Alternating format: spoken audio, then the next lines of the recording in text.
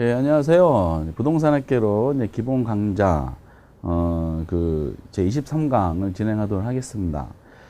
23강은 계속 이제 투자론이 이제 시작을 했죠. 투자론에 대한 지난번에 22강에서는, 투자의 기본 개념 중에 이제 장점을 원하면서 지레트 효과를 이제 위주로 언급을 해 드렸고요.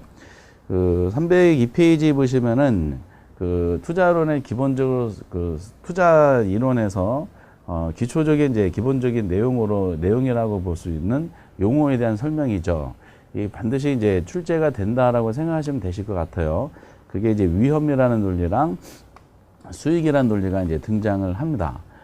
이제 이 부분은 뭐 투자론의 어떤 말씀드린 대로 이제 베이스이기 때문에 어떻게든지 언급을 하고 요 관계되는 내용들이 이제 후반부에서 세부적으로 등장하게 돼 있어요.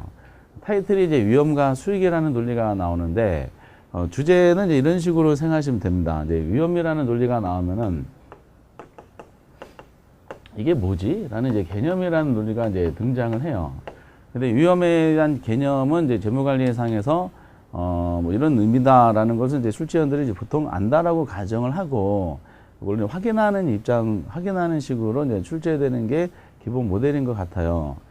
그런 다음에 이제 그럼 투자자들이 이제 다른 금융자산이 아니라 뭐 주식이라든 이런 데가 아니라 부동산이라는 이제 실물 자산에 투자했을 때 국채 투자하는 거에 비해서 어떤 면에서도 위험성을 이제 투자자들이 안고 해야 되냐.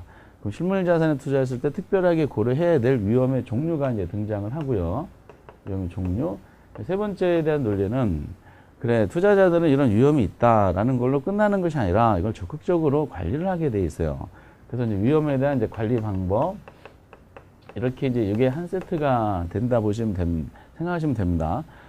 보통 이제 위험의 종류는 이제 종종 나오다가 위험의 관리 방법이 굉장히 이제 우리 시험에서 구조적으로 이제 에이스가 된 적이 있었는데 한참 안 나오다가 28회 때 다시 나왔어요. 그래서 또 용어적인 면에서 어떤 것이 있는지 확인하시면 되고요. 그래서 위험 자체적인 이제 개념, 내용상으로는 개념, 종류, 관리 방법 이렇게 하시면 되고요. 위험을 논하다 보면 자연스럽게 수익이라는 논리가 나옵니다. 안 나올 수가 없습니다. 그러면은 기본적으로 이제 수익률에 뭐가 있지? 종류가 쭉 나와요. 종류가 나와가지고, 수익률의 종류는 이런 게 있는데, 이 종류에 따른 이제 각각의 이제 개념이 등장을 하죠. 개념을 연결시키고, 그리고 이제 자연스럽게 이제 그러면 위험하고 수익률이 이렇게 돼 있는데, 위험과 수익과의 관계가 이제 설명이 시험 문제로 등장합니다. 이게 여기까지가 기본적인 한 세트다라고 보시면 돼요. 그리고 수익률을 논하다 보면 자연스럽게 이제 뭐가 나오냐면 이제 투자 가치라는 논리랑 잘 출제되지 않는 이제 시장 가치에 대한 논리가 연결이 돼요. 이게 위험과 수익과의 이제 설정이다라고 보시면 되겠고, 난이도는 높지 않기 때문에 이런 개념적으로 이제 어떤 것이 있습니다라는 정확한 이제 의미만 부여하시면 됩니다. 설명을 하다 보니까 이제 지문을 이제 개념을 문제를 내다 보니까 지문이 좀 길 뿐이야. 그래서 한 줄 반 정도에서 두 줄이 좀 되는 이러한 상황으로 이제 오지선다가 구성이 된다라고 생각하시면 되겠고요. 재무관리상에서 나오는 경영학에서 위험에 대한 논리를 이제 천천히 관계되는 목차대로 책 순서들을 약간 건드려 보도록 하고, 논리에 안 맞는 것은 순서 약간씩 바꾸면서 한번 해보도록 하겠어요. 302페이지 보면 이제 위험의 의의가 나오는데, 거기 보면은 이제 위험에 의의해가지고 한 줄로 되어 있는 거 있죠. 그걸 줄을 쳐주셔야 돼요, 여러분들이. 예상한 결과와 실현된 결과가 달라질 가능성을 우리가 재무관리상에서 위험이다라고 그럽니다. 요 한 줄짜리에 의해서 이 내용들이 다 나오는 겁니다. 한 줄에 의해서 이제 종류가 나오고, 이제 이제 수익률에 대한 또 종류가 나오고, 개념이 나오고, 이렇게 언급이 돼 있어요. 그래서 이런 목차대로 의미가 이제 말씀을 드릴 테니까, 이런 내용을 공부하는구나라고 생각하시면서 큰 틀 안에서 먼저 머릿속에 기억을 하시고, 그림이 그려진 다음에 세부적인 나무 하나하나는 거기다 이제 시간이 많으니까 하나씩 채우는 식으로 하면 될 것 같아요. 그럼 이제 전에 한번 기초 강의할 때 해봤는데, 우리가 위험의 개념이 뭘까? 위험이라는 것은 비슷한 말을 이제 불확실성이다라는 얘기를 해요. 요번까지만 잠깐 위험의 학문적인 측면의 개념을 연결시켜 보도록 하겠어요. 위험이라는 것은 방금 전에 이제 보셨던 것처럼, 위험이란 이제 실현된 결과죠. 실현된 결과가 이제 예상한 결과. 실현된 결과는 말 그대로 실제치를 말하고 예상한 결과는 기대치를 말하겠죠. 실현된 결과가 예상한 결과로부터 뭐 벗어날 가능성 뭐 이런 식으로 이제 언급을 합니다. 다만 이제 투자론에서는 투자자 자금을 이제 끌어들여야 되고 그럼 투자자를 설득을 해야 돼요. 그러면은 이 사업이 괜찮으니까 당신 돈 투자하세요. 나한테 투입하시기 바랍니다. 라고 하면 투자자가 알았어요. 이렇게 당연히 동감하지는 않을 거예요. 그럼 투자자 설득하려면 투자자도 선수니까 어떤 이제 수익률이 어떻게 나오고 위험 요소가 어떻게 돼서 이렇게 나옵니다라는 거를 데이터로 이제 언급을 해야 됩니다. 이럴 때 쓰는 이제 용어가 이제 있는데 이 실현된 결과라는 거를 이제 우리는 뭐라고 표현하냐? 실현 수익률이다라고 구체화 시킵니다. 실현 수익률. 그리고 예상한 결과는 이제 실제치가 아니라 기대치이기 때문에 얘를 기대 수익률이다라고 합니다. 그래서 아까 이제 위험의 종류가 있었고 수익률의 종류가 있었는데 위험의 개념을 통해서 실현 수익률을 하고 기대 수익률이라는 논리가 이제 나오게 되는 거예요. 이렇게. 그래서 이제 위험의 개념을 할 때 방금 책에 나온 것처럼 실현된 결과, 예상한 결과로부터 벗어날 가능성 이렇게 이제 지문이 나오는 경우도 있고 실현 수익률이 기대 수익률하고 일치하지 않을 가능성 이렇게 표현하는 경우도 있습니다. 그리고 이제 실현 수익률이 기대 수익률로부터 변동 가능성 다 같은 말이야. 다 같은 말인데 이제 출제위원들이 이제 표현을 문구 하나하나 조금씩 변형해서 쓸 뿐이에요. 근데 우리는 이렇게 암기만 했는데 표현이 좀 다르면은 다른 지문인 줄 알고 이제 실수를 하시는 경우가 발생하더라고요. 같은 의미를 계속 돌아가면서 표현한다라고 생각하시면 됩니다. 그런데 이제 거기 보면은 한 줄짜리 좀 보신 다음에 동그라미 바로 밑에 2번에 보면은 표준 편차로 위험을 측정할 수 있다라고 되어 있죠. 그래서 분산 표준 편차로 위험을 측정할 수 있다. 이렇게 거기까지 이제 줄을 쳐주시면 되는데, 그러니까 이제 요 두 가지 차이가 실현 수익률하고 요게 차이가 이제 위험의 크기고요. 위험의 크기고 이제 요거를 이제 측정하는 지표로 분산 또는 이제 표준 편차란 말을 이제 쓰게 돼 있어요. 그래서 분산값 또는 표준 편차 값이 나오면은 얘네들은 위험의 크기를 나타내는 지표구나라는 용어를 아셔야 돼. 그렇다 해서 이제 한번 분산값을 물어보는 계산 문제가 우리 중개사 시험 나온 적이 있었거든요. 그건 시험을 이탈하는 겁니다. 그거는 우리 슈퍼마켓 계산기로는 시간이 좀 많이 걸려요. 표준 편차는 더 많이 걸립니다. 그래서 표준 편차 값은 보통 주어져요. 그리고 분산보다는 이 표준 편차 값을 위험을 측정하는 지표로 보통 많이 제시해줘요. 그래서 표준 편차를 계산하게 하진 않고요. 데이터가 나옵니다. A 부동산의 표준 편차는 예를 들어서 1.8%다. B 부동산의 표준 편차는 2.7%다. 그럼 B가 A보다 표준 편차 값이 더 크잖아. 그럼 B가 A보다 불확실성이 더 큰 자산이다. 즉 더 위험한 자산이다. 라는 식으로 표현하게 돼 있어요. 그래서 이제 위험의 크기를 나타내는 지표다는 정도만 아시면 될 것 같아요. 여러분들 뭐 크든 작든 많은 사업에 투자를 하셨을 거예요. 뭐 로또 같은 데 투자하셨어도 로또를 투자하신 분들은 위험이 엄청나게 높은 사업에 투자한 거죠. 과거에 이제 본인들이 로또를 사셨을 때 기대되는 것은 전부 다 1등은 기대하지만은 실현된 결과는 전부 꽝이 나오잖아요. 그래서 로또 사실 때부터 내가 이 1등을 기대한 것이 실현되지 않을 거라는 거를 거의 대부분을 알고 있으시면서 그 불확실성에 도전하는 행위가 로또 투자다라는 논리죠. 다만 서민분들이 많이 하는 이유가 위험성이 엄청 높은 이제 투자임에도 불구하고 그 투자 금액이 이제 상대적으로 적기 때문에 많이 하시는 것 같아요. 기대값은 실현됐을 때 기대값은 엄청나게 또 크기 때문에 어쨌든 위험이라는 논리는 이제 한 줄짜리를 통해서 이제 이렇게 의미를 부여해 주시고 여기서 실현 수익률과 기대 수익률이라는 두 가지 요소가 나왔지만은 하나 더 도출을 해야 될 것 같은 느낌이 드는데 용어상으로 보면은 우리가 이제 무위험 자산이라는 논리가 나옵니다. 무위험 자산은 말 그대로 이제 불확실성이 없는 자산을 이제 우리가 무위험 자산이라 그래요. 그 무위험 자산의 경우는 이 위에 논했던 실현 수익률하고 기대 수익률이 일치되는 자산을 무위험 자산이라 그럽니다. 그 무위험 자산에 만약에 존재한다. 그 무위험 자산에 투자했을 때 기대되는 수익률이 만약 2%다. 그럼 2%가 실현될 확률이 100%라는 뜻이야. 그럼 두 가지가 일치되면은 결과적으로 표준 편차 값이 얼마 나오냐면은 0이 나옵니다. 그래서 무위험 자산의 표준 편차는 0이 된다 하면 옳은 지문이 돼요. 근데 현실적으로 이제 현실적으로 존재하는 이제 그 투자 상품 중에 무위험 자산은 존재하지 않는다라고 하더라고요. 불확실성이 없는 게 어디 있겠어요? 라는 식으로 그래도 어느 하나의 기준으로 삼게 하기 위해서 위험자산이라고 가정하는 대용 상품이 있어요. 그게 국채야. 국채를 이제 무형자산으로 가정하게 돼 있어요. 그래서 국채에 투자했을 때 이제 기대 수익률은 국채 2%다. 그러면 수익률은 국가가 지급 보증하잖아요.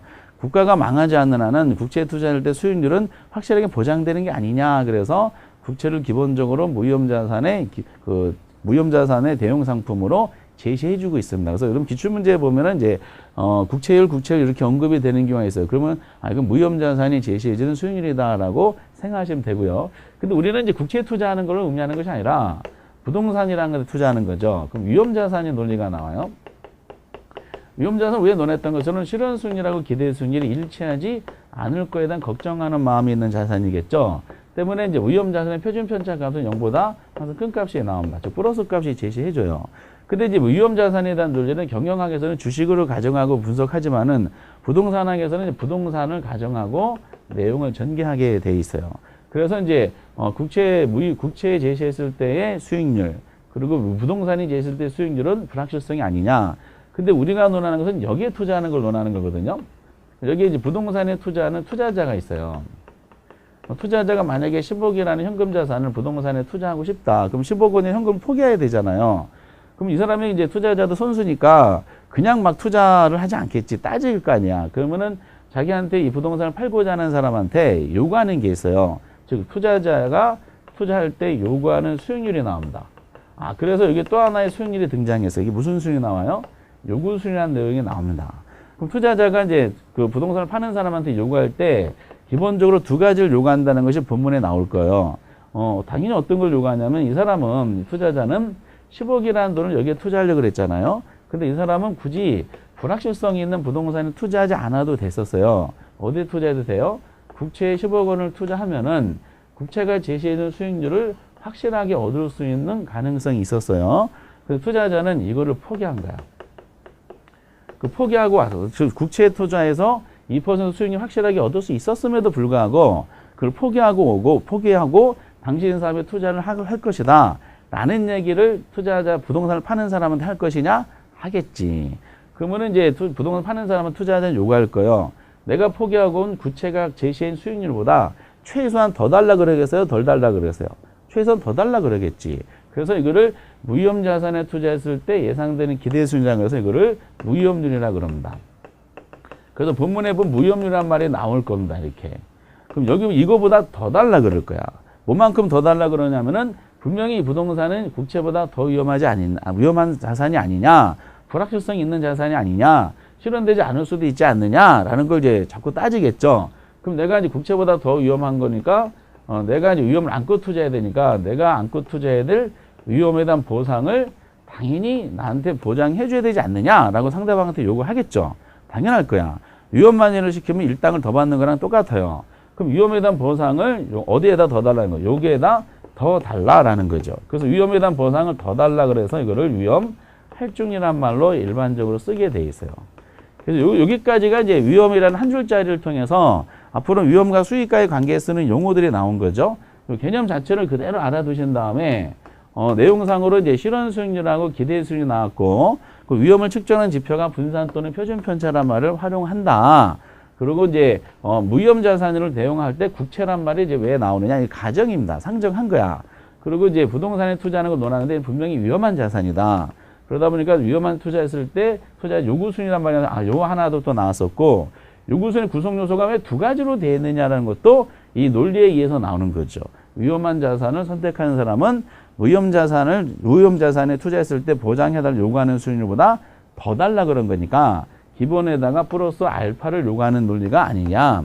이런 식으로 해서 이제 위험에 대한 개념이 쭉 언급이 돼 있어요. 그래서 이제 그 한 줄짜리밖에 안 되는 논리 가지고 현실적으로 이제 위험과 수익과의 관계에 쓰는 용어들이 다 나오게 됩니다. 그러면 자연스럽게 이제 그 다음에 논하는 목차는 또 출제원이 묻고자 하는 내용이 그러면은 위험에 대한 보상을 달라고 그랬는데 그럼 부동산이라는 실물 자산이 국채에 비해서 어떤 면에서도 위험하냐? 그 위험한 요소가 뭐냐라는 거를 우리가 인정할 수 있는 게 뭐가 있느냐라는 거 확인 학습이 들어가요. 그게 우리가 논하는 위험의 종류가 되는 거야. 그 밑에 그래서 위험에 대한 종류가 쭉 나열이 돼 있죠. 사업상, 금융상, 법률상, 이자율 위험은 볼 필요가 없고요. 그리고 유동성, 인플레 위험 이렇게 이제 연결이 되고 돼 있어요. 그걸 이제 논점을 삼는 거예요. 두 번째 논리가 그래 위험의 종류가 뭐가 있을까? 요거는 이제 종종 나와요. 단독샷으로 내는 경우도 가끔 있지만은 대부분은 이제 위험과 수익과의 전체적인 문제를 여쭤볼 때 지문 하나 내지 두 개 정도는 제시를 해주고 있고 난이도 높지가 않아요. 이제 위험에 대한 논리를 서로 엇박자로 틀리게 내는 경우가 이제 문제 수준이다라고 보시면 돼요. 첫 번째 논리가 당연히 사업적인 면에서 사업상 위험을 고려할 수밖에 없을 것 같아요. 왜 이건 실물 자산이기 때문에 그래요. 그래서 거기에 사업상 위험이 오른쪽 303페이지에 나와 있죠. 줄치실 것은 이거요. 사업 자체에 연유하는 수익성에 관한 위험. 요거 하나 딱 줄치시면 돼. 사업상 위험이라고 할 때 당연히 개념 설명할 때 무슨 단어가 나와요? 사업이란 말이 나와. 사업 자체에 연유하는 수익성에 관한 위험. 요거 하나 딱 줄을 치시면 되고. 근데 그 사업상 위험에는 종류가 다시 세 가지로 나눠져 있죠. 거기 보신 것처럼 이제 시장 위험이 있고 운영상의 위험이 있고 그리고 이제 위치적 위험이 있다라는 식으로 언급하는데 얘네들이 전부 다 무슨 위험이다? 사업상 위험이야. 그래서 사업상 위험을 우리가 부동산 투자자들이 투자할 때 고려하는 위험의 종류를 하는 이유가 실물 자산이기 때문에 그래요. 실물 자산이 이제 부동산에 투자하는 사람들은 다 당연히 기대되는 걸 뭘 기대해? 대박을 기대하잖아. 성공을 기대하잖아. 성공을 기대하는데 실물 자산이 부동산 가지고 있다 그래가지고 내가 보유만 하고 있다 해서 그 보유하는 상태에서 부동산이 나한테 수익을 가져다 주진 않아요. 이거 자꾸 운영을 해야 돼. 임대를 주면서 여러 가지 시장 상황을 반영해야 되죠. 근데 기대되는 것은 성공을 기대하는데 이게 뭐로 실현될까 항상 걱정돼. 실패로 실현될까 항상 걱정되는 거야. 이 부분이 이제 사업성, 실물 자산에 투자하는 사람들의 공통적인 위험 요소죠. 사업하다 보면은 경비 등이 많이 변할 수가 있잖아요. 정부가 재산세를 만약에 높였다. 재산세 높이면은 재산세 영업 경비가 많이 높아지죠. 운영상의 부담이 생겨요.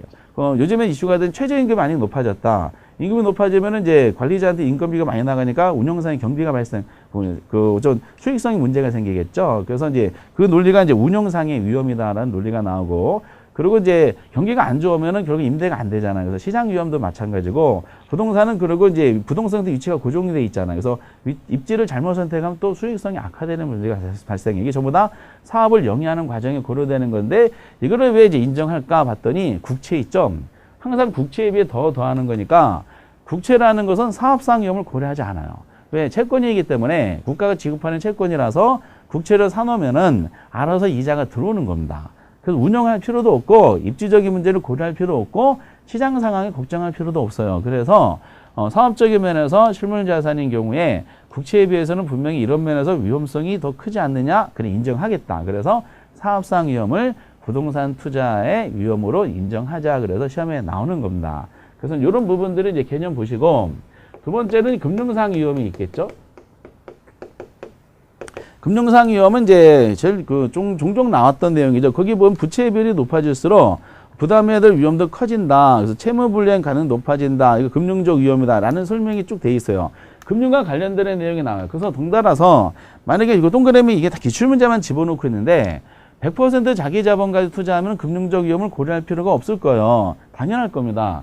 근데 왜 금융적 위험을 이제 금융적 위험 뭐냐면은 타인 자본을 끌어들일 때 고려되는 거야. 그럼 타인 자본을 끌어들이면 지난주에 보셨던 것처럼 이 금융적 위험 자체가 뭘 말하면 지렛대 효과를 말해요. 지렛대 효과는 종류가 정해 지렛대, 부해 지렛대가 있잖아요. 당연히 금융적 타인 자본을 끌어들이는 사람은 무슨 지렛대를 기대하는 거야. 정해 지렛대 효과를 기대하겠지. 근데 걱정되는 게 있어. 대출을 받아서 부동산 사면은 처음에 예상할 때는 종합수익률이 저당수익률보다 커가지고 정해 지렛대가 나올 걸로 기대를 하면서 투자하고자 하는데 이게 금리가 높아지잖아. 변동금리를 했을 때 대출금리가 높아지면은 종합수익률보다 저당수익률이 커져가지고 순식간에 부해 지렛대가 나타나면 어떻게 되지? 라는 걱정을 하는 마음이 생기는 거야. 정해 지렛대를 기대하면 대출 받고자 하는데 이게 부의 지렛대 효과로 나타나면 어떻게 될까? 그러면 운영을 통해 나온 수익이 은행돈 갚기에도 부족하잖아요. 그럼 결과적으로 무슨 일이 발생한다? 채무불이행 상태가 빠질 우려가 있어요. 이거를 우리가 금융적 위험이다라고 얘기하게 돼 있어요. 요즘 시대가 아마 금융적 위험이 상대적으로 많이 잡아야 될 시기죠. 금리가 막 상승하는 기조의 그 시기가 도래했어요. 기준금리가 높아지는 상황. 어느 때보다도 금융적 위험을 좀 투자자들이 많이 고려하는 시기가 아닌가라는 생각이 들어요. 근데 이거를 왜 부동산 투자 위험으로 인정하느냐? 국채에 비해서 하는 거야. 국채는 금융상 위험을 고려하느냐? 그렇지 않아. 국채를 대출받아 사는 사람은 있을 수가 없어요. 돈, 현금 자산은 10억 원을 국채를 받아, 10억 사고자 하는데, 이걸, 그 10억을 본인 돈 가지고 사면 상관없지만은 대출받아서 사겠대. 10억 대출받아서 국채를 사겠대. 그럼 은행 직원이 황당한 표정을 줘요. 그래서 선생님, 국채 이자율은 이제 2%인데, 2%도 안 돼요. 현실적으로 보면. 국채 이자율이 2%인데, 고객님이 우리한테 대출받아서 상환할 것은 5%예요. 그럼 고객님이 국채를 통해 2% 수익률 나온 거를 우리한테 5%를 갚으면은 3% 마이너스라는 역마진이 발생합니다. 정신 좀 차리세요. 이렇게 얘기할 거예요. 그러니까 국채라는 것은 대출받아 산다는 것은 논리적으로 있을 수가 없는 겁니다. 근데 부동산은 이제 그에 비해서 대출받아서 이제 투자해야 되는 상황이 발생하니까 비싸니까 결과적으로 부동산은 국채에 비해 금융적 위험을 더 고려할 필요가 있지 않겠는가라고 생각하다 보니까 그래 인정하자는 거야. 그래서 금융적 위험이 나옵니다. 그래서 개념이 나와요. 그래서 이제 정의 지렛대를 기대하면서 타인점을 이용했을 때 이게 대출금리 상승으로 부의 지렛대로 실현될 거에 대한 걱정하는 마음. 그럼 부의 실현되면 결과적으로 채무불이행에 빠질 걱정하는 마음. 이런 것들이 복합적으로 다 금융적 위험이다라고 생각하시면 되겠어요. 그럼 내 개념은 그 한 줄짜리 이제 줄 치시면 되고요. 세 번째는 이제 법률상 위험이 있겠죠. 법적인 불확실성. 그래서 법적 환경이란 말이 나와요. 그 밑에 법률 쪽 보면 거기 첫 번째 중간에 법적 환경 변화에 따른 위험. 요거 하나 딱 줄을 치시면 돼요. 그러니까 정책의 변화 같은 게 있잖아. 법이라는 거니까 뭐 정책, 법, 제도적인 규제 이런 말 나오면은 법률적 위험이다라고 생각하시면 되겠어요.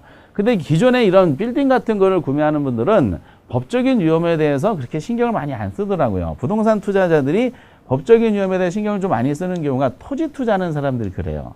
건폐율 용적률에 대해서 이런 정도 용도를 기대하면서 했는데 땅을 사서 나중에 개발하고자 했을 때 이 건폐율 용적률이 변해가지고 수익성이 악화되면 어떻게 되지? 라는 논리죠. 그러니까 법적인 환경이 긍정적인 걸로 기대하면서 땅을 샀는데 이게 부정적인 규제 변화가 일어나면 어떻게 되지라는 그 마음. 이런 부분들이 다 법률적 위험이다라고 생각하시면 돼요. 그러니까 법적 위험은 그렇게 어렵지 않고요. 정답 체크도 이렇게 나온 적이 한 번도 없어요. 단어가 드러나 있어. 정책, 제도, 법, 규제 이런 말 나오면 전부 다 법률적 위험입니다. 근데 이거를 부동산 위험, 투자 위험으로 인정하는 이유가 국채는 법적인 위험을 고려하지 않아요. 그래서 법적 환경은 무슨 변화가 있다 하더라도 그 채권상에 명시된 이자율을 그 제시된 거를 국가가 보증하는 거니까 법적인 환경이 변한다 하더라도 그냥 정해진 이자는 꾸준하게 받을 수가 있기 때문에 법적인 위험을 고려할 필요가 없다.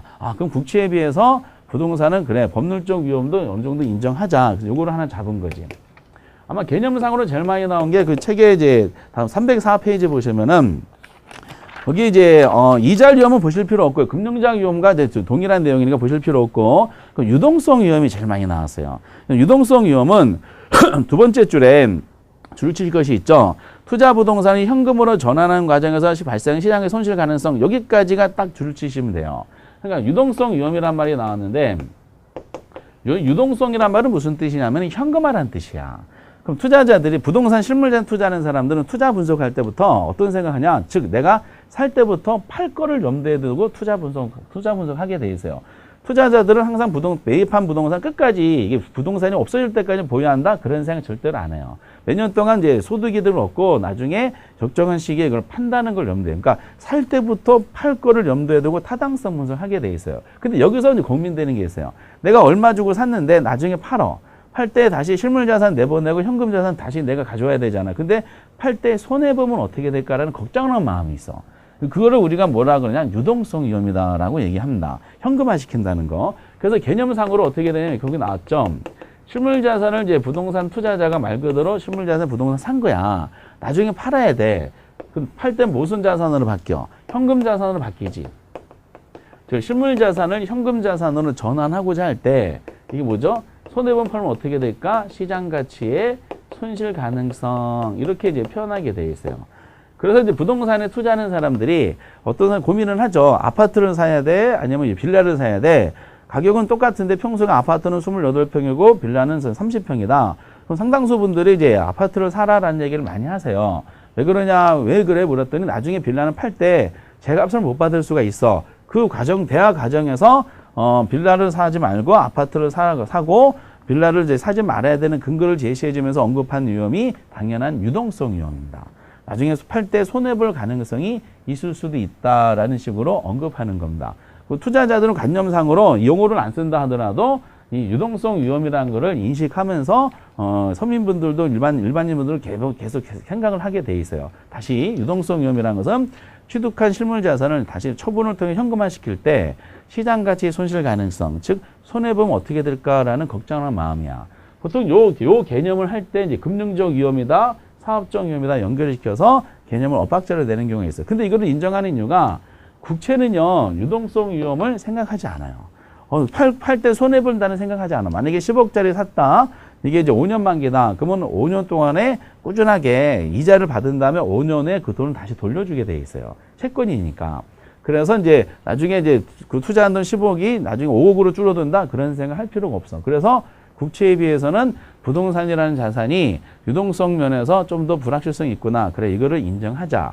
근데 이제 개념 하다 보니까 사업적 위험, 사업 무슨 말인지 알아. 성인고시이기 때문에 금융 다 알아. 그리고 법 다 우리 공법, 민법 다 공부하잖아요. 근데 유동성 이게 좀 낯설어. 그래서 이제 초창기 때 유동성이라는 전문 용어가 이제 해석을 하는 차원에서 여기에 제일 많이 출제했던 개념, 그 의미다라고 판단해 주시기 바랍니다. 그럼 결론적으로 보면은 네 가지 위험 있죠. 사업상, 금융상, 법률상, 유동성 이걸 가만히 보니까 뭐에 비해서 국채에 비해서 부동산을 투자할 때 더 위험하게 만드는 요소라는 걸 인정하겠다는 뜻이야. 근데 이제 여기 하나 더 덧칠하는 위험이 뭐냐면은 거기 여섯 번째 책에서는 인플레 위험이야. 인플레 위험은 이제 다섯 번째 마지막에 잡는 이유가 인플레는 국채도 영향을 받아요. 그 시장에 존재하는 모든 자산이 공통적으로 영향받는 게 인플레 위험이다라는 거야. 그 인플레이션 거기 보신 거 물가 상승으로 발생 구매력 하락 위험이다 이렇게 돼 있잖아요. 이게 인플레에 대한 개념 자체예요. 근데 투자자들이 인플레 위험을 왜 고려하냐? 거기다 구체적으로 이 의미를 부여해 주시기 바랍니다. 인플레는 무슨 뜻이냐면은 물가 상승이잖아요. 물가 상승하면 뭐가 발생해? 현금의 화폐 가치가 뭐죠? 하락하는 거를 이게 인플레라 그러죠. 그러면은 이제 인플레 위험이라는 논리가 이제 어떤 의미가 됐을까? 투자자는 이걸 고려해. 실물 자산은 그 인플레 위험이라는 것은 이제 그 구체적으로 제가 적어드릴 것이고 요 내용들이 이제 시험에 나오죠.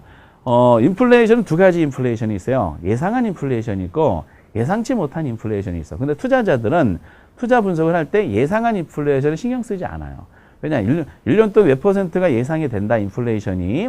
그럼 그거를 지금 내가 현금 자산 받을 때 화폐가 떨어질 것이다. 걱정하지 않는 이유가 매입한 부동산을 이제 소득이도 없게 해서 임차자한테 임대 줄 거 아니야.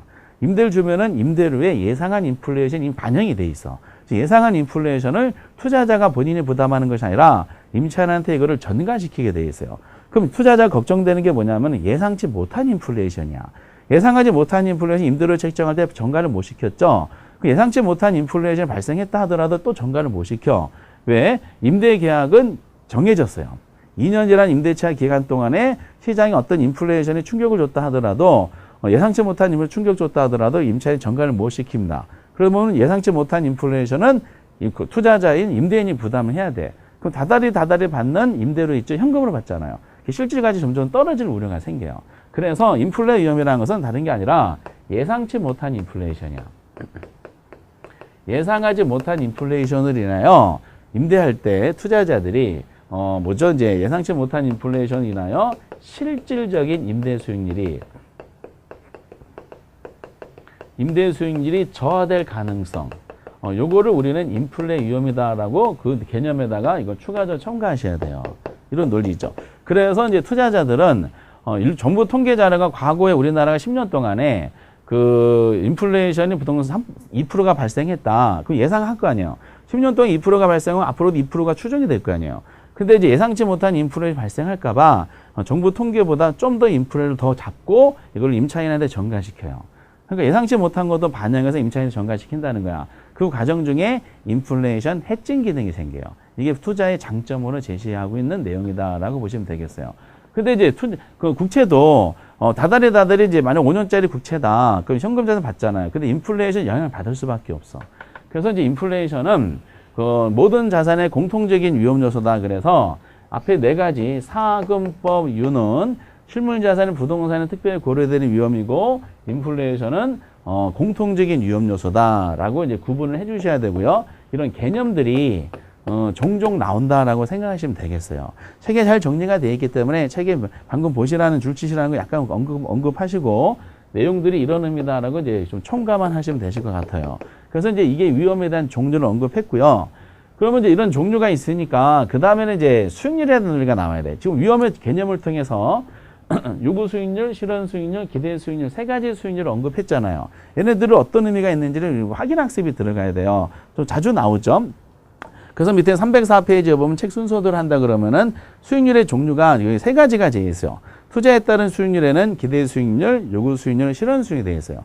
세 가지 수익이 나온 것이 위험의 개념에서 나오기 때문에 세 가지 수익률을 언급한 것이고, 그리고 개념 위주로 등장을 해요. 이건 지우겠어요. 지금부터는 이제 자연스럽게 이제 그 수익률에 대해서 논하는 겁니다. 수익률을 논할 때 이걸 이제 우리가 이제 구성한 수익률에 대해서 논하는 이유가 있겠죠. 요거를 논하는 이유는 역시 투자자들은 항상 기본적인 의사결정이 지금 투자를 해야 되냐 말아야 되냐 요거를 판단하고자 하는 거야. 투자를 할 거예요, 말 거예요. 이 말은 결국 투자를 결정할 거예요, 아니면은 기각할 거예요라는 요거에 대한 판단이다라고 생각하시면 되겠어요. 그럼 투자 여부를 판단한다는 말은 요거는 사전적 개념이에요, 사후적 개념이야. 할 거예요, 말 거예요라는 것은. 그렇죠. 이거는 사전적 개념이야. 투자자는 본인 현금 자산을 이제 포기하고 실물 자산 사야 되는데 그냥 막 사지 않을 거 아니야. 따져봐야 돼. 살 거예요, 말 거예요. 사전적인 의사결정이야. 그럼 사전적 의사결정이다 보니까 사전적 의사결정과 관계되는 수익률끼리 비교해야 돼. 근데 세 가지 수익률, 요구 수익률, 기대 수익률, 실현 수익률을 가만히 개념을 보다 보니까 실현 수익률은 얘가 사후적 개념이라는 거야. 그럼 결국 의사결정과 관계되는 수익률은 뭐하고 뭐를 비교한다? 기대하고 요구 수익률을 비교해야 되지 않느냐라는 논리가 나오게 됩니다. 그랬을 때 이제 당연히 그럼 기대 수익률이 뭐고 요구 수익률이 뭐냐라는 개념 정의가 이제 등장하게 될 것이고, 요 관계가 당연히 많이 물어볼 수밖에 없어요. 그랬을 때 거기 기대 수익률하고 요구 수익률 개념이 잠깐 설명이 되어 있어요. 기대 수익률은 이제 개념이 간단해. 거기 기대 수익률 반가를 1번에 한 줄짜리 쭉 줄을 쳐주세요. 기대할 수 있는 투자에서 기대할 수 있는 예상 수입과 예상 지출로 계산된 수익률을 말한다 이렇게 되어 있어요. 이거를 줄을 쳐주시기 바랍니다. 그래서 투자자들은 A라는 부동산에 투자하고자 해요. 그럼 정확하게 알 수 없기 때문에 추정해야 돼요. 여러 가지 데이터 가지고. 때문에 기대 수익률이란 말이 나왔듯이 얘는 예상 수입과 예상 지출을 토대로 계산된 수익률이다. 그래서 얘를 예상 수익률이라 그래요. 예상 수익률. 그리고 거기 내용상으로 쭉 언급이 되는 것도 있는데, 그리고 이제 그 바로 밑에 보면 두 번째 줄에 얘를 예상 수익률로서 당연히 사전적 수익률이면서 객관적 수익률이다, 또 내부 수익률 이렇게 설명이 되어 있어요. 같은 말이 뭐라고 되어 있냐? 기대 수익률은 투자자들이 의사결정할 때 기준이 되는 수익률이기 때문에 이를 객관적 수익률이다라고 그럽니다. 객관적 수익률. 어떤 투자, A라는 부동산이 투자 분석해 보니까 기대 수익률이 10%가 기대되는 부동산, 예상되는 부동산이야. 그럼 10%라는 수익률이 기대되는 부동산이다라고 시장에 공시해요. 그럼 10%짜리구나라고 투자자들이 볼 거 아니야. 그럼 모든 투자자들이 저기 10%짜리구나 해가지고 의사결정할 때 기준으로 삼는 거기 때문에 객관적 수익이다라고 하게 되는 겁니다. 그리고 이런 이제 나중에 논할 내부 수익이라 그러게 돼요. 그 기대 수익률, 예상 수익률, 객관적 수익률, 내부는 다 똑같은 말이야. 그 예를 들어서 어떤 부동산이 10%다라고 이제 기대 수익률이 나왔어. 그러면 저 부동산 투자하면은 10% 수익률이 기대가 되는구나라고 추정이 될 거 아니에요. 그럼 모든 투자자들이 그냥 투자하겠어요? 아니야. 따져봐야 돼. 그럼 투자자들이 본인이 요구하는 수익률이 있을 거예요. 여기 요구란 말이 나왔죠. 그럼 투자 요구 수익률에 대한 논리는 바로 밑에 나오죠. 요구 수익률 줄 치실 거. 위험을 고려한다는 거야. 그럼 위험이란 단어가 나오고 어떤 수익률과 연결됩니까? 라고 하면은 요구 수익률을 체크하셔야 돼. 위험을 고려해 투자할 때 거기 줄 칠 것이 나오죠. 바로 밑에 자금을 투자하기에 충족돼야 될 최소한의 수익률을 뭐라 그런다? 요구 수익률이다라고 하는 거야. 최소한의 수익률이야. 그럼 투자자들은 요거는 요구 10%라면 좀 맞지 않겠다. 요구 수익률은 투자자 입장에서 본인 돈을 투자를 해야 돼. 그럼 상대방한테 최소 요 정도 수익률을 보장해 줘야지 내가 당신 사업에 내 돈을 투자할 용의가 있다 이렇게 하는 거야. 그럼 투자자들이 요구하는 수익률은 본인 돈을 투자할 용의가 있다는 논리로서 최저 수준을 얘기하는 겁니다. 최소 요 정도 수익률을 보장해 줘야 내가 당신 사업에 투자할 용의가 있다. 그게 만약에 10%라 가정하면은 요게 투자자 입장에서 최소 수익률이 되는 겁니다. 그래서 투자자들이 최소 수익률 10% 보장해줘야지 내가 당신 사업에 투자할 용의가 있다. 용의라는 말이 나왔잖아요. 투자할 용의가 있다. 이 주관성이야, 객관성이야? 주관적이 돼. 그래서 주관적 수익이다라고 얘기합니다. 이거를 이제 그러니까 또 다른 말로 나중에 논할 기회비용 개념으로 설명하는 경우도 있어요.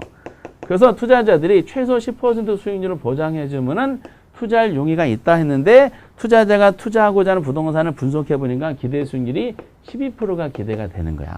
그럼 투자자가 요구하는 수준보다 더 많은 수익률이 기대가 되죠. 즉 2% 수익률이 더 나올 걸로 기대되는 사업이야. 이게 더 커요. 그럼 당연하게 투자자는 투자를 해야 되겠다라고 투자 결정이라는 논리가 나옵니다. 근데 기대 수익률이 이제 8%가 기대가 돼. 투자자는 10%를 요구하는데 그럼 이게 더 크지. 그럼 투자자 입장에서 내가 요구하는 건 10%를 보장하면 당연히 투자하겠다 그러는데 상대방이 나한테 제시된 조건이 8%밖에 안 돼. 그럼 당연히 투자를 안 하겠죠. 그럼 기각하게 돼 있어요. 그래서 요 조건도 자주 나와. 그래서 항상 투자할 때는 뭐보다 커야 돼? 기대가 요거보다 커야지 투자를 결정을 한다는 걸 꼭 생각해 주셔야 돼. 그 논리가 이제 개념상에서 설정이에요. 근데 여기서 현실적으로 그럼 이게 어떻게 출제가 될 것이냐가 관심이 되는데 정해져 있어요. 이 기대 수익률 투자자들의 의사결정에 촉도가 되는 객관적 수익이잖아요. 요거는 우리 시험에서 계산 문제로 나옵니다. 아까 이제 개념은 아까 줄치시라는 거 예상 수익과 예상 지출 토대로 요 정도야. 이거 계산 문제로 나오고 요거는 투자자가 요구하는 거잖아요. 그럼 투자자가 뭘 요구하는지 투자자 요구하는 내용이 뭐냐? 투자자 요구하는 내용을 문제를 만들려다 보니까 투자자 요구 수익률을 구성하는 내용이 그 시험 지문으로 나와요. 얘는 계산 문제를 내는 것이 아니라 얘는 투자자 요구를 구성하는 요소에 대한 논리로 구성 요소가 뭐지? 라는 거를 지문으로 나와요. 그러니까 이거는 계산으로 나오고 요거는 용어로 나온다는 겁니다. 그래서 이제 요러한 내용을 통해서 기대가 요거보다 커야지 투자 결정한다는 걸 아시고 그럼 자연스럽게 그럼 기대 수익률은 어떻게 나오고 요구 수익 내용은 뭔지를 이제 확인 학습이 들어가요. 책에는 이게 설명이 안 되어 있는데 그럼 두 번째 기대 수익에 대해서 논점을 삼는 거죠.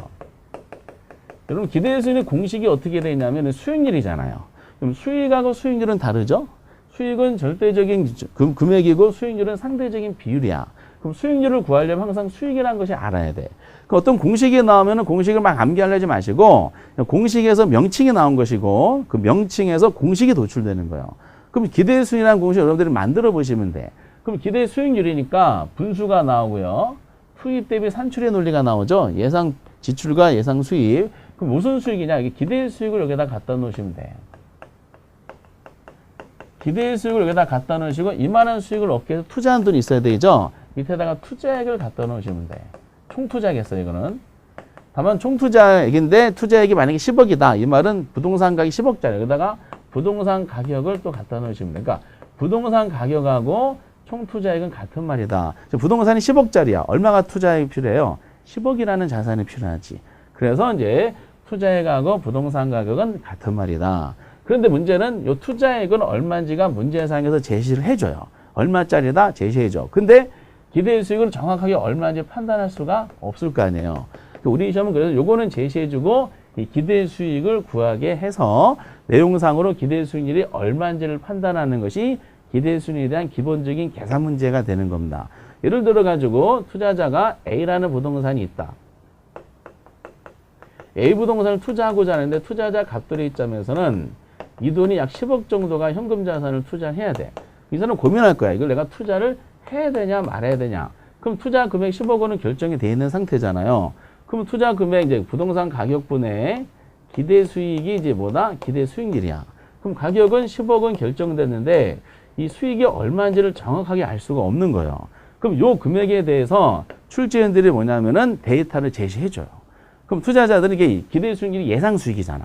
그럼 투자자들은 생각할 거야. 내가 이걸 10억 주고 사서 운영한다 가정했을 때 장사가 잘 될 때가 있고 잘못될 때가 있고 평균치가 있을 거야. 이런 여러 가지 경우 수를 수집한 데이터 가지고 추정을 해서 이 사업의 기대수 얼마인지를 판단하게 돼 있어요. 그럴 때 이제 우리가 기대수를 제시해 줄 때 기대수의 개념은 보통 이제 계산 문제를 할 때 어떻게 표현하냐면 기대수익률은 실현 가능한 값들.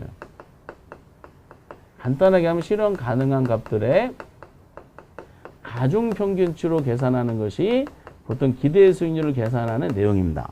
그럼 실현 가능한 경우 수에 대해서는 출제원이 제시해 주기를 보통 기출문제는 이런 지문이 많이 눈에 띄실 거야. 계산 형식이. 투자자가 A부동 투자하고자 한다.